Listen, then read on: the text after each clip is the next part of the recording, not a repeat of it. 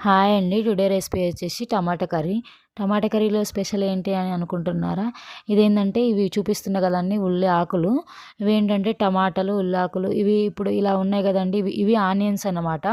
ఇవి భూమిలో అలానే ఇవి ఏంటంటే భూమిలో అలానే పెడితే అది పెద్దగా ఆనియన్‌లాగా అవుతదనమాట. దానిపైన కాడలొచ్చేసి ఇప్పుడు మనం వండుకుంటున్నాము.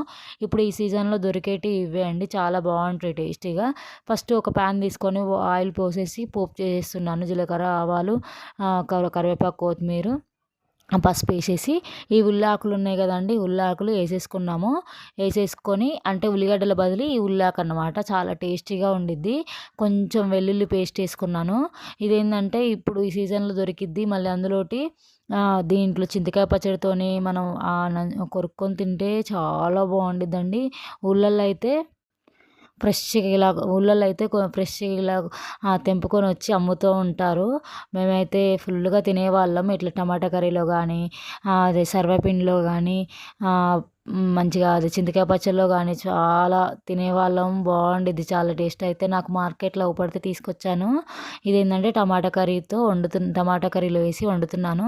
ఇప్పుడు కొంచెం అది ఆకులోను కొంచెం అల్లం వెల్లుల్లి పేస్ట్ గోలిన తర్వాత టమాటాలేసాను. కొంచెం సాల్ట్ ఏసేసి క్యాప్ పెట్టేయాలి.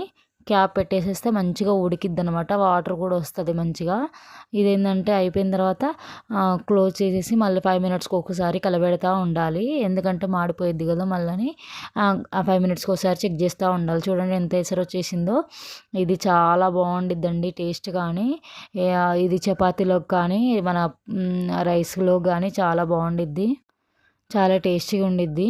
మీరు గూడా మీకు మార్కెట్‌లో గానీ ఎక్కడన్నా అవుపడితే ట్రై చేయండి. చాలా బావుండిద్ది. ఆ ఆనియన్స్ వచ్చేసి మనము డైలీ కర్రీలో వేసుకున్నట్టు గూడా వేసుకోవచ్చు. ఇప్పుడు నేను కాడలు చూపిచ్చాను గదండీ! అంటే ఈ ఆకు తీసేసిన తర్వాత ఆనియన్స్ ఉన్నాయి గదా! వాటిని మనం ఆనియన్స్ ఎలా యూజ్ చేస్తున్నామో అలా యూజ్ చేసేసుకోవచ్చు.